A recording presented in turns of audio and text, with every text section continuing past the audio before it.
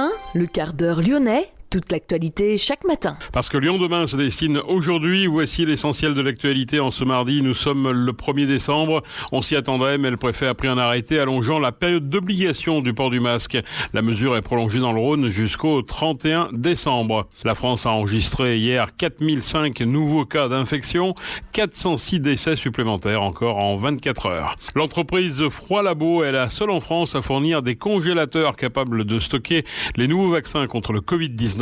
Cette entreprise est située à Mézieux. Le gouvernement va apporter un soutien renforcé aux acteurs de la montagne. La métropole de Lyon, elle, promet une aide exceptionnelle de 500 000 € pour la relance du tourisme. Les violents affrontements qui se sont produits samedi à Lyon à l'occasion de la manifestation contre la loi de sécurité globale. Au total, ce sont 23 policiers qui ont été blessés. 7 personnes ont été interpellées. L'Observatoire de la qualité de l'air dans la région Atmo a installé une station de mesure à la station de métro Gambetta, Saxe-Gambetta, et analyse les résultats depuis janvier 2010. L'air est officiellement considéré comme satisfaisant. Pour autant, il y a 4 à 5 fois plus de particules qu'en surface, donc que dans la rue. Trouvez les bonnes adresses à Lyon pour déguster un chocolat chaud ou une petite assiette de charcuterie, pas si facile. Praline et Rosette propose son pass Miam à la veille des fêtes de Noël. Et puis du rugby, et le Lyonnais Clément Laporte appelé en équipe de France. Lyon demain, le quart d'heure lyonnais, toute l'actualité chaque matin. Gérald de Bouchon. Bonjour à tous et bienvenue dans ce quart d'heure lyonnais. Le préfet a donc pris un arrêté allongeant la période d'obligation de port du masque. La mesure est prolongée jusqu'au 31 décembre dans le Rhône.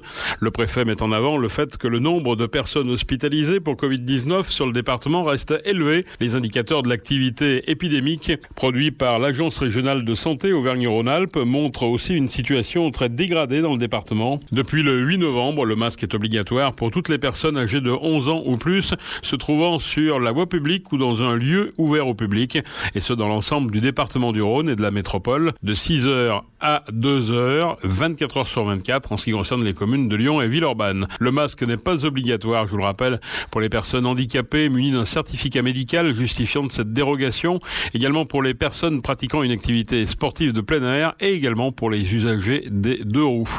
Le non-respect de l'obligation de porter le masque est puni d'une amende de 135 €. Dans toutes les communes de la métropole et du département du Rhône, la vente à emporter de boissons alcoolisées reste interdite entre 20h et 6h. La consommation d'alcool est aussi interdite sur les voies et espaces publics entre 20h et 6h.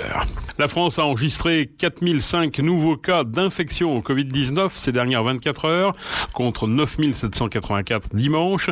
Il y a encore eu 406 décès supplémentaires en 24 heures, contre 198 décès la veille. Le Rhône enregistre 15 décès hospitaliers en raison du Covid-19 ces dernières 24 heures, contre 9 morts la veille, portant à 1490 le nombre de patients décédés du Covid-19 depuis le 1er mars. En tout, 1537 personnes étaient hospitalisées hier pour Covid-19 dans le Rhône, exactement le même nombre que vendredi. 218 en réanimation, un nombre en baisse depuis quelques jours. 43 nouvelles personnes ont été hospitalisées pour Covid-19 entre dimanche et lundi. En 24 heures, 6 entrées en réanimation. Lyon demain, la radio lyonnaise à écouter partout dans le monde. L'entreprise Froid Labo, la seule en France à fournir des congélateurs capables de stocker les nouveaux vaccins contre le Covid-19, se prépare à un afflux massif de commandes et cette entreprise est Majolan. Et si les vaccins traditionnels se conservent bien au réfrigérateur, ceux très prometteurs mis au point par les laboratoires américains Moderna et Pfizer nécessitent d'être stockés à très basse température, moins 70 degrés. Froid Labo produit des congélateurs capables de ce type de performance avec un très haut degré de fiabilité. Ils servent en temps normal à conserver des prélèvements biologiques si nécessaire pendant des dizaines d'années. Les clients de cette entreprise de Mézieux sont habituellement les hôpitaux et les centres de recherche. Les plus grands congélateurs fabriqués par Froid Labo d'une capacité de 1000 litres devraient pouvoir accueillir 58 000 flacons de vaccins de type Pfizer, ce qui représente à raison de 5 doses par flacon, environ 290 000 doses. Le gouvernement va apporter un soutien renforcé aux acteurs de la montagne avec notamment une indemnisation des remontées mécaniques fermées en décembre, y compris celles gérées par les régies. La métropole de Lyon promet aussi une aide exceptionnelle de 500 000 € pour la relance du tourisme. Cette aide se concrétisera par le versement d'une subvention exceptionnelle à l'Office du tourisme et par la réorientation d'une partie des plans d'action de Lyon. La métropole indique par ailleurs que des actions de promotion et de valorisation du territoire seront mises en œuvre dès que possible. Lyon demain, la radio sans pub. Les violents affrontements qui se sont produits samedi à Lyon à l'occasion de la manifestation contre la loi de sécurité globale. Au total, ce sont 23 policiers qui ont été blessés, dont 3 ont dû être hospitalisés. Le plus gravement touché souffre de fractures de la face provoquées par un projectile. Un autre est blessé au dos à la suite d'une chute et le troisième a subi une entorse. 7 personnes ont été interpellées pour violence aggravée et participation à un attroupement armé. 2 majeurs ont été déférés au parquet en vue d'une comparution immédiate. Un mineur a été déféré en vue d'une mise en examen. 2 autres mineurs ont été laissés libres avec une convocation ultérieure au tribunal. Un suspect se trouvait hier encore en garde à vue et un autre a été laissé libre sans poursuite. L'Observatoire de la qualité de l'air dans la région Atmo a installé une station de mesure à la station de métro Saxe-Gambetta et analyse les résultats depuis janvier dernier. L'air est officiellement considéré comme satisfaisant, 124 microgrammes pour les PM10, même si la pollution y est supérieure par rapport à celle rencontrée dans la rue. L'air du métro lyonnais est chargé de particules fines. Ces particules proviennent essentiellement de l'usure du matériel roulant et du freinage des rames. La pollution est plus élevée lors des heures de pointe, le matin et le soir, ainsi qu'en semaine par rapport au week-end. Bruno Bernard a annoncé qu'il allait travailler à faire diminuer ce niveau de pollution, avec d'abord l'automatisation du métro B et l'arrivée de nouvelles rames avec un freinage électrodynamique. La ventilation et le nettoyage des stations sont également évoqués par le président de la métropole. Idée, projet, talent, Lyon demain. Le laboratoire Aguettant, situé à Lyon 7e, dédié au développement de spécialités pharmaceutiques injectables innovantes, vient d'être retenu par l'État dans le cadre de son projet qui vise à accompagner les acteurs industriels prêts à conforter des activités dans les secteurs stratégiques comme la santé. Aguettant emploie avec ses filiales 650 personnes. Le laboratoire envisage d'étendre sa gamme de médicaments essentiels et ses capacités de production. 70 emplois directs doivent être créés. 2 nouvelles lignes de production doivent être créées également sur le territoire de la métropole. Trouvez les bonnes adresses de Lyon pour déguster un chocolat chaud ou une petite assiette de charcuterie, pas si facile. Praliné Rosette propose son pass Miam pour faciliter la vie des gourmets lyonnais. Explication avec Charlène Robert. Que l'on soit touriste ou lyonnais pur souche, la gastronomie fait envie. Pour satisfaire les papilles et les envies de découverte, la société Praliné Rosette dévoile sa nouveauté, le Pass Miam, une manière de découvrir les meilleures adresses et de se régaler. Audrey Marcelino, créatrice de la société Praline et Rosette, nous en dit plus sur cette innovation en commençant par la présentation de son entreprise. Praliné Rosette, c'est une petite société qui est née il y a 3 ans et le concept de base, c'était vraiment l'organisation de balades gourmandes. Les balades gourmandes, c'est vraiment le contexte de faire comme une visite guidée classique, sauf que l'axe principal de cette balade, le cœur de tout, c'est la gastronomie. Donc en l'occurrence, la gastronomie lyonnaise. L'idée, c'est vraiment de se balader dans la ville et d'en découvrir plus tant sur les spécialités lyonnaises de la ville, en les dégustant par des petites anecdotes, mais aussi de se balader dans Lyon et donc d'avoir des petites anecdotes sur la ville de Lyon également. Quel est exactement le principe du Pass Miam ?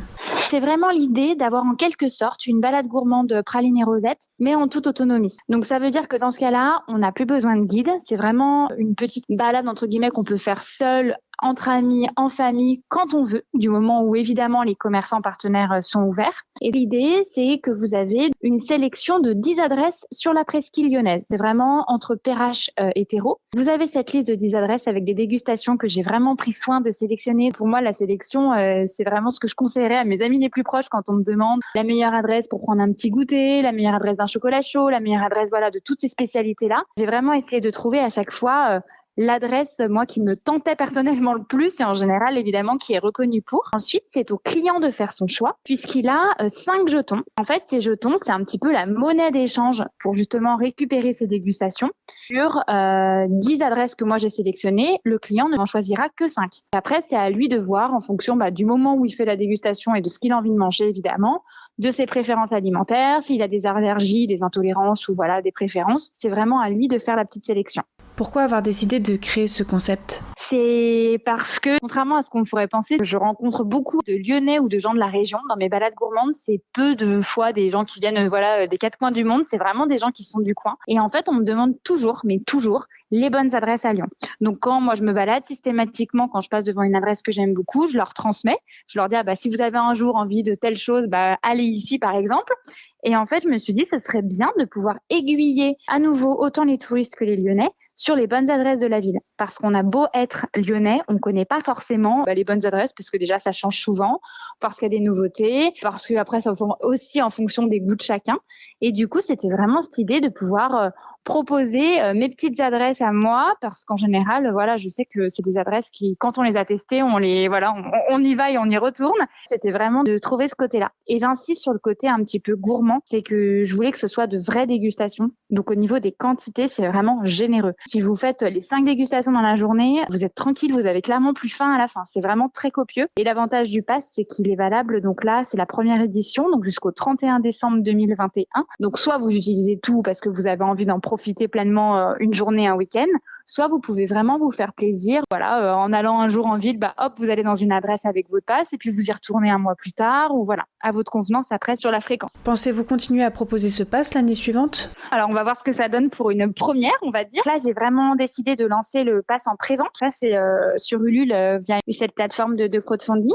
Et en fait, ça marche bien. Il y a déjà un super retour. Donc évidemment, si j'en vends 3, je ferai peut-être pas d'édition numéro 2, mais en l'occurrence, je suis déjà hyper contente du retour. J'ai déjà dépassé mon objectif que je m'étais fixé là pour le lancement. J'espère que voilà, il y aura d'autres passes et puis le côté thématique aussi. Où là, c'est un pass à l'année, mais j'imagine tout à fait un pass spécial Pâques, spécial Noël, spécial lyonnaiserie, spécial goûter. Enfin voilà, comme on peut l'imaginer, le dupliquer, ça fait partie des projets.